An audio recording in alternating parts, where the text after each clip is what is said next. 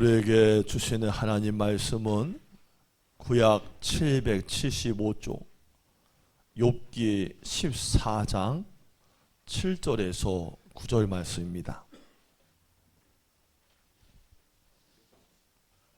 구약 775쪽 욥기 14장 7절에서 9절입니다.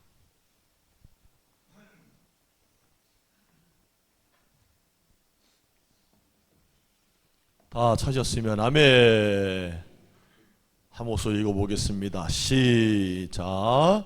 나무는 희망이 있나니 지킬지라도 다시 움이 나서 연한 가지가 끊이지 아니하며 그 뿌리가 땅에서 늙고 줄기가 흙에서 죽을지라도 물 기운에 움이 돋고 가지가 뻗어서 새로 심은 것과 같거니와. 아멘. 자, 광고도 나눴고 말씀도 읽었으니까 말씀을 설교하겠습니다. 자, 전우자로 반갑게 인사합시다. 하나님이 우리와 함께 하십니다. 아멘, 아멘. 아이고, 주중에 별일이 다 있어가지고 일 때문에 이고 가다가 권사님이 또랑에 빠져가지고 구출이 되질 않나. 또 권사님네 집에서 집이 전소가 돼가지고 뉴스에 나오고 또 그러질 않았나. 이 하루도 그냥 지나갈 날이 없는 세상이에요. 근데 그럼에도 감사한 것은 하루 한 주간을 안전하게 우리 성도들이 지나시고 일상을 살 수 있다는 것이 하나님의 은혜인 줄로 믿습니다. 뭐 어떤 일도 있을 수 있지만 여러분들 기도하세요. 기도하면 방비되는 거예요. 주께서 때마다 천사를 보내서 역사하시고 여러분들을 보호하여 주실 거예요. 어떤 경우에도 하나님께 기도하고 승리하며 살기를 주의 이름으로 축복합니다.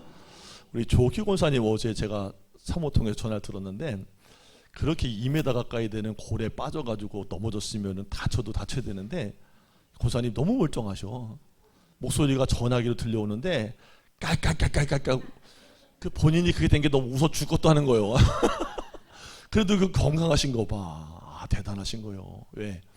생명은 하나님이 붙잡고 계시기 때문이에요. 여러분도 믿음으로 살게 되기를 축복합니다. 여러분 CBS TV 새롭게 하소서 가끔 보시죠? 거기에 이종숙 집사님이라는 분이 나오셔서 간증을 한 적이 있는데 이분이 47살에 사별했어요. 누가 물었대요. 집사님은 자신이 불행하다는 생각이 드세요? 네, 저는 불행해요. 제 자신이 불쌍하다는 사실 전 알아요. 제 자신을 불쌍히 여기고 나니까요 타인을 불쌍히 여기는 마음에서 좀 자유로워졌어요. 그게 어떤 것이냐 하면은 내가 불쌍하지 않고 누군가를 불쌍히 여길 때는 마치 위에서 아래로 내려다보는 것 같았어요. 나도 짠한데 당신도 너무 짠하네 이러다 보면은 서로 그 위치가 같아지고 안아줄 수 있게 되더라고요. 마치 언손이 언손을 녹이는 느낌이랄까요? 이런 것 때문에 제가 타인을 불쌍히 여기는 마음이 조금 편해졌어요. 나도 불쌍한 사람이에요. 근데 당신도 어찌 보니 불쌍하네요. 서로를 안아주게 되는 거예요. 그래서 긍휼히 여기는 사람끼리 긍휼히 여기는 마음을 나눌 수 있게 되는 거죠. 서로가 그래서 긍휼히 여김을 받는다는 게 우리가 하나님한테 불쌍히 여김을 받는다는 뜻이 될 수도 있지만 내가 누군가를 긍휼히 여길 때 누군가도 저를 긍휼히 여길 수 있도록 허용하는 것이거든요. 저도 제가 불쌍해요. 그래서 다른 이들에게 불쌍한 마음이 생겨요. 이거 참 감사한 마음이죠. 내 자신이 불행을 겪기 전까지는 말뿐이었지만 정작 내가 불행한 일, 아픔을 겪고 나니 지금 그 사람의 마음을 알 수 있게 되었어요. 사람들은 대개 자신이 불쌍히 보여지지 않으려고 무척 애를 써요. 그러나 그럴 필요 없어요. 내가 나 자신을 불쌍히 여길 줄 알 때 다른 이도 그렇게 보여서 긍휼히 여기면서 서로 위로할 수 있게 되는 것이에요. 여러분 위로는요 언손이 언손을 녹일 수 있다는 것을 깨닫게 되는 거예요. 상처를 받아본 사람이 또한 상처 입은 사람을 위로할 수 있게 되는 거예요. 우리 교회가요, 그런 공동체가 되기를 축복합니다. 서로의 마음을 읽고 위로할 수 있는 공동체가 되기를 축복합니다. 벌써 20년도 더 됐죠. 드라마 다모라는 것이 있었어요. 혹시 보신 분 계세요? 예전에? 다모. 뭐 우리는 세상 드라마 같은 건 안 보니까 뭐 CBS, CTS, 기독교 방송, 간증 그런 것만 보니까 할렐루야! 그러니까 다모 같은 거 잘 안 보셨을 거야. 근데 이 다모라는 드라마가 시청률이 엄청 뜨거웠었거든요. 300년 전에 다모를 했던 한 여인을 중심으로 한 스토리인데 그 이야기가 참 짠합니다. 극 중에서 유명한 대사 하나가 계속 회자가 돼요. 그게 무슨 대사냐? 아프냐? 나도 아프다. 이거 봐봐. 얼굴 좀 봐봐 지금. 벌써 얼굴 보니까 공감이 안 돼 별로 이렇게. 아프냐? 나도 아프다. 사람들이 당시에 이 짧은 명대사 하나가 공감이 뭔지를 잘 보여주는 케이스라고 입을 모았어요. 그러니까 시간이 흘렀어요. 위로가 되는 말이긴 합니다. 아파? 나도 네가 아프니까 나도 내 마음이 아프다. 여러분 근데 현실 속에서는 어때요? 실제로 남이 내 가족이 내 남편이나 아내가 나 아파 그러면 공감이 돼요? 짜증부터 나요?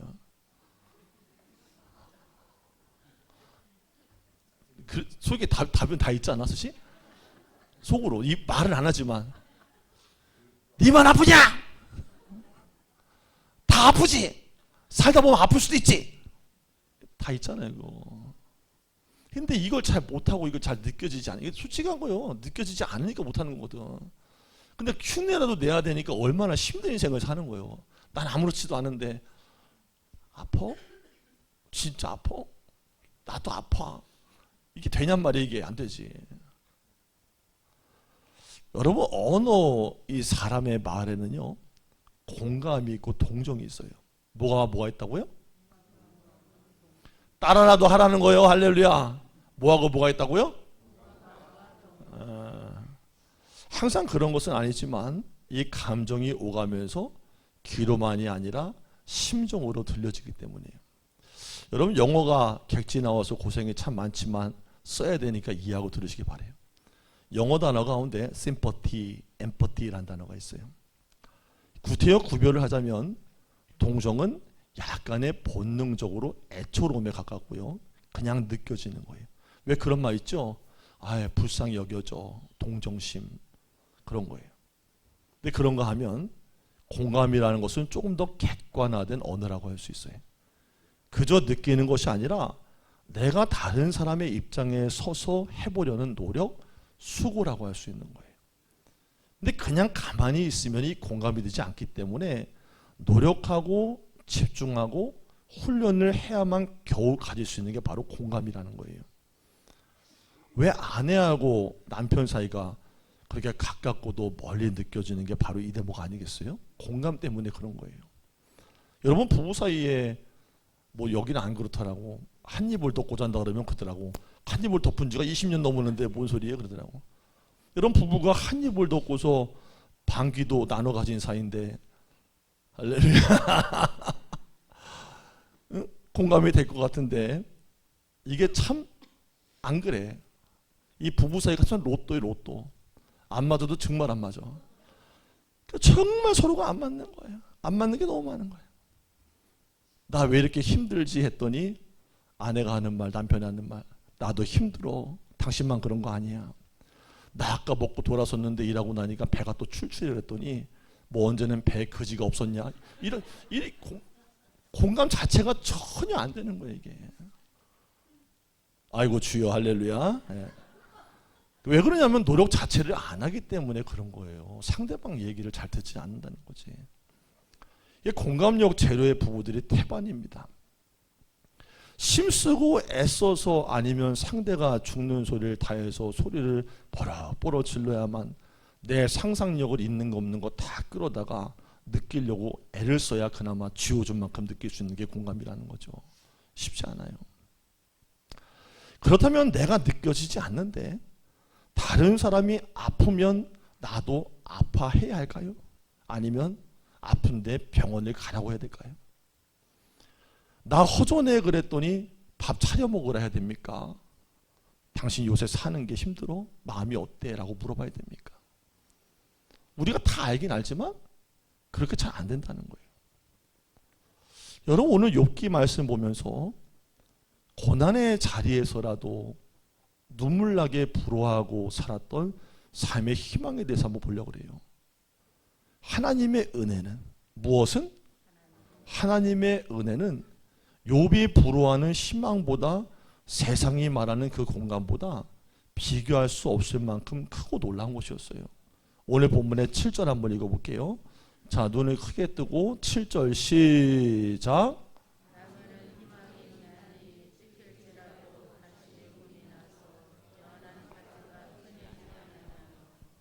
아멘. 욥은 뭐 여러분들 다 설명드리지 않고 초반부터 있었던 고난의 현장들을 다 기억하실 거예요.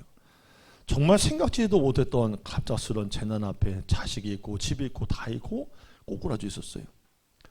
그간 고난 중에라도 내가 그간 잘 살아왔던가라고 생각해 본다면 뭐라고 대답하기가 쉽진 않았을 거예요.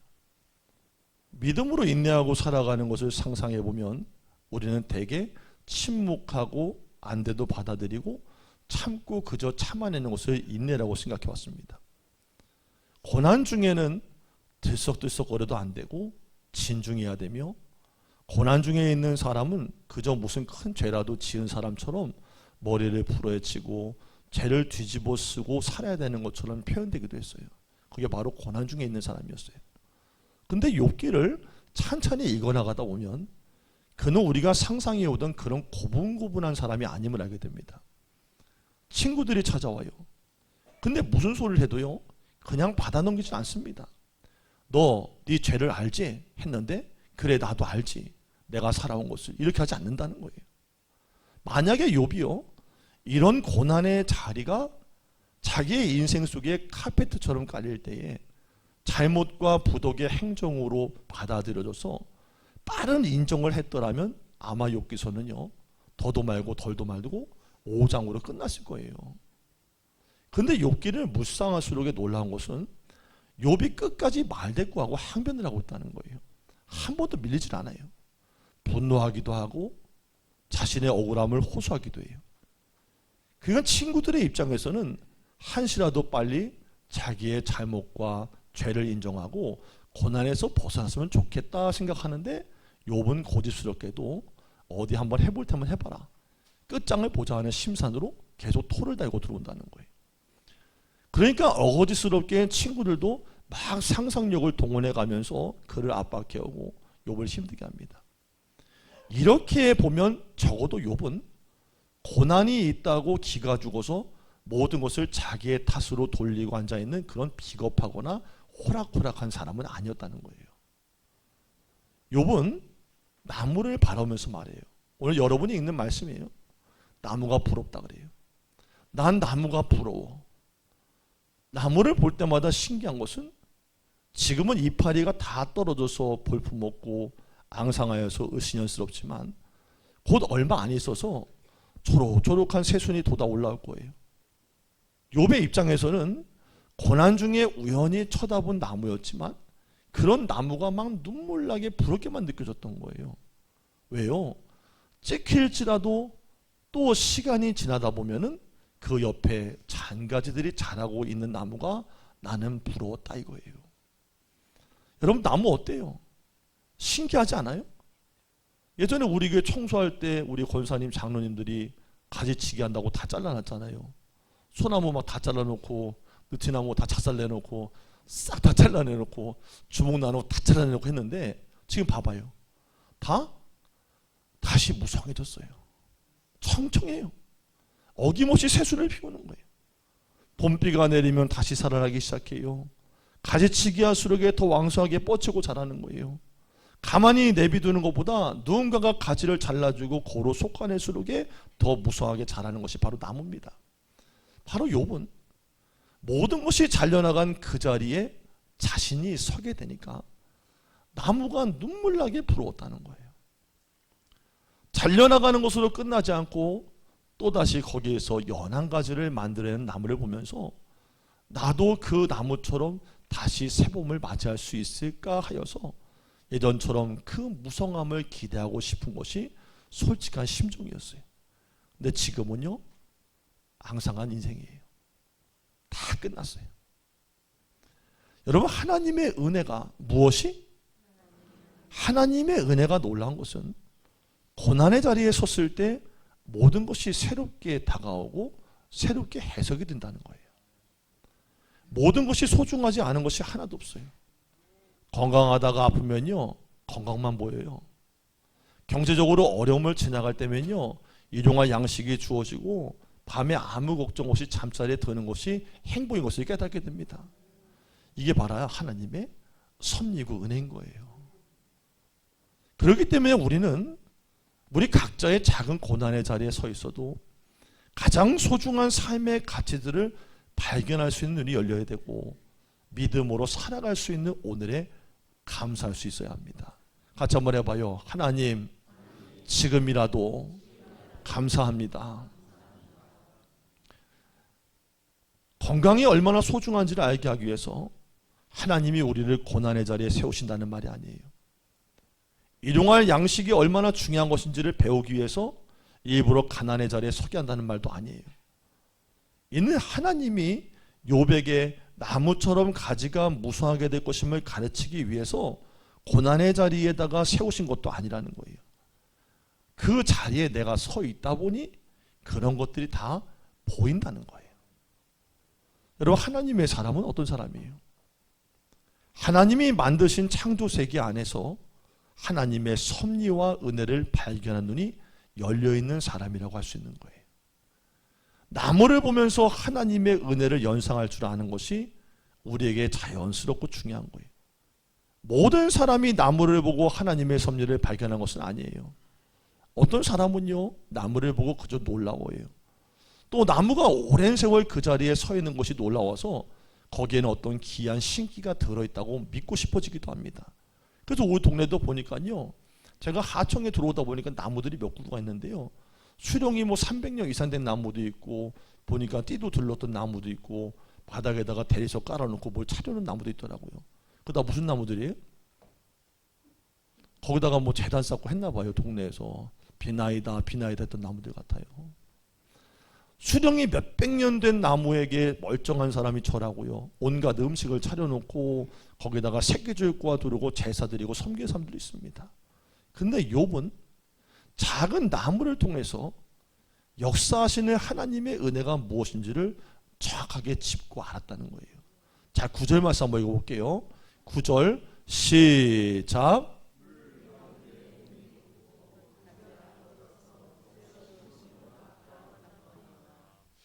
아멘. 욥은 나무가요, 스스로가 재생되는 것이 아님을 알게 됐어요. 자, 들으셨어요? 곧 기운이 돌아야만 나무가 다시 살아나는 것을 알게 됐다는 거예요. 그러니까 나무도 혼자서 회복되는 게 아니라는 거예요. 사람은 그 코에다가 생기를 불어넣으시는 분으로 말미암아 살아있는 존재가 됩니다.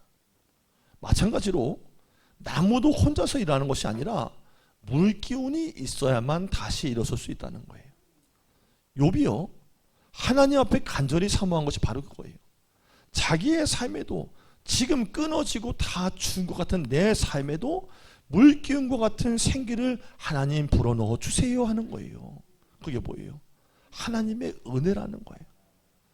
그는 혼자서 일어설 수 없다는 것을 알았기 때문에 그 나무를 우연히 바라보면서 하나님의 은혜를 간절히 사모했던 삶을 살았던 거예요. 사실 욥이요, 자기 혼자 일어설 수 없음을 인정하는 것이 어려웠던 이유가 있어요. 왜요? 친구들이 그를 찾아와서 고난을 조롱했기 때문이에요. 그가 혼자 일어설 수 없다는 것을 인정하려고 하면 그것이 바로 너의 죄성 때문이다 주장하는 친구들이 항상 주변에서 말로써 공격을 했기 때문이에요.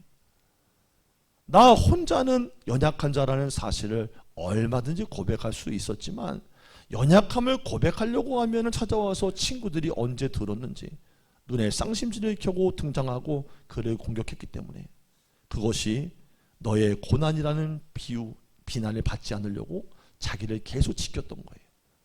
여러분 13장 28절에 보세요. 욥이 이렇게 고백을 해요. 나는 썩은 물건에 낡아진 같으며 좀먹은 의복 같으니이다. 읽으셨지요? 자, 졸음을 깹니다. 13장 28절 시작.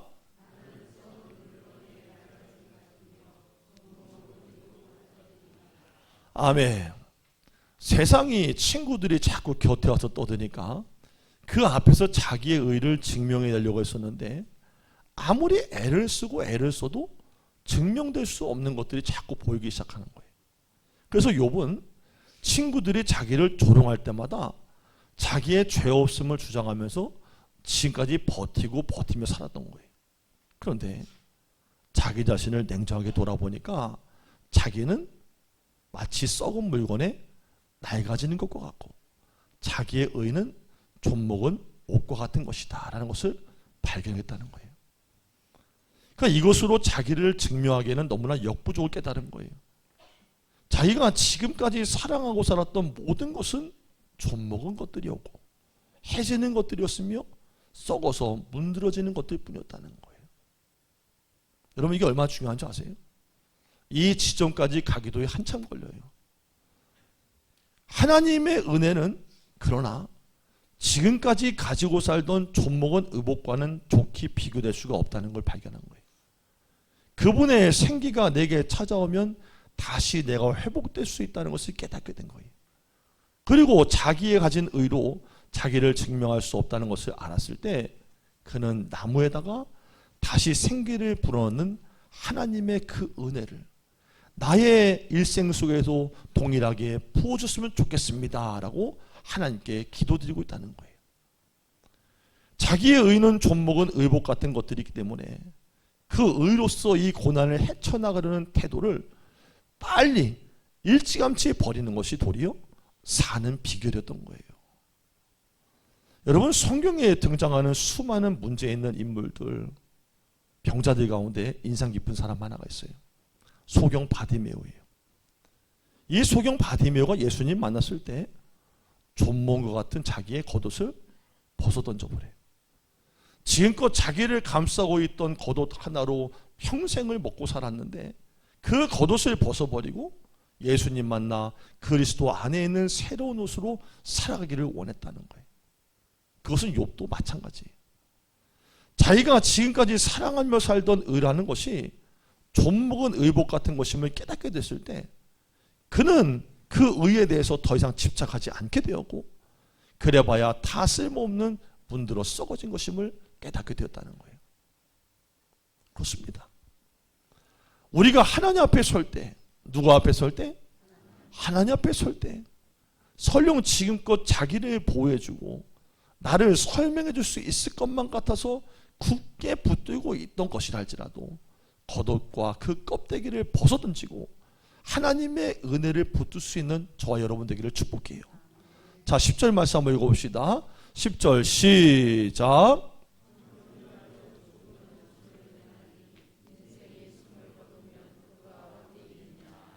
아멘. 욥은 자기의 의를 벗어버리고 하나님의 은혜를 붙잡을 때 비로소 대단한 고백을 하게 돼요. 함께 합시다. 의를 버릴 때에 고백이 달라집니다. 여러분 읽으신 10절에 뭐라 그래요? 장정이라도 죽으면 소멸되나니. 이 말은 아무리 청청하고 건장한 사람이라도 한 번 죽으면 다시 소생할 수 없다는 것을 의미하는 거예요. 욥은 한 번뿐인 인생이 숨을 거두면 나무처럼 여기서 소생하는 자신을 만들어내지 못한다는 것을 알게 됐다는 거예요. 처음에는 무엇을 부러워했어요? 처음에 뭘 부러워했어요? 나무를 부러워했어요.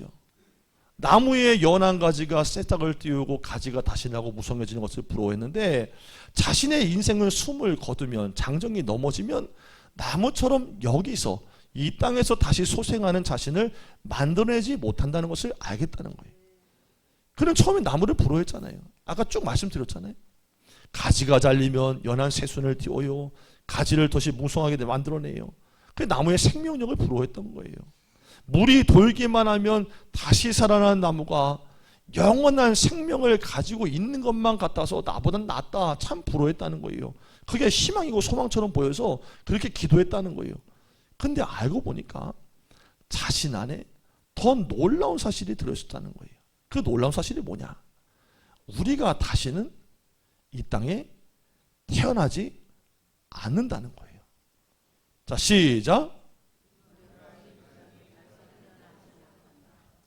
어제 아무래도 우리 교인들끼리 전교인 체육대회를 했나 봐. 나한테 뭐 연락을 안 하고. 다들 왜 이렇게 조시지? 어제 전교인 체육대회 한 거예요? 청팀 백팀 나눠가지고? 나한테 연락을 안 한 거예요? 어제 우승은 누가 한 거예요? 다 시작. 이거 봐. 하긴 한 거예요. 이게 체육대회 하긴 한 거예요. 우리가 다시는 이 땅에 태어나지 않는다는 거예요. 그걸 깨달았다는 거예요. 자신의 생명은 이 땅에 잘리면 다시 새순이 올라오고 죽은 것 같다가 다시 살면 100년 살고 500년을 살 수 있는 것이 아니라 한 번 사는 것으로 끝나고 죽으면 어디로 들어가요? 어디로 들어가요? 영원한 세계로 돌아가서 모든 것이 완벽한 그곳에서 고통이 없는 삶을 살아간다는 것을 알게 되었을 때 그것을 깨달은 것이 바로 기적이었다는 거예요. 이것이 바로 500년을 사는 은행나무나 1000년을 서 있는 주목보다 더 놀라운 이유는 자신은 이곳에서 영원히 살지 않고 다시는 이 땅에 태어나지 않기 때문이라는 거예요. 어떠세요? 나무처럼 계속 이 땅에 살고 싶은 분만 아멘. 나는 새로운 세계를 고대합니다. 그런 분만 아멘. 난 아무것도 아닙니다. 그런 분도 아멘. 여러분, 이 땅에서 죽었다가 다시 소생하는 것 같은 나무가 부럽지 않은 것은 이 땅에서 한 번 사는 것으로 이런 다양한 문제나 고난과 고통을 다시는 반복하고 싶지 않기 때문이에요. 알고 봤더니 그게 바로 은혜고 그게 행복이었던 거예요. 여러분, 성도님들 가운데 혹시나 여쭤요.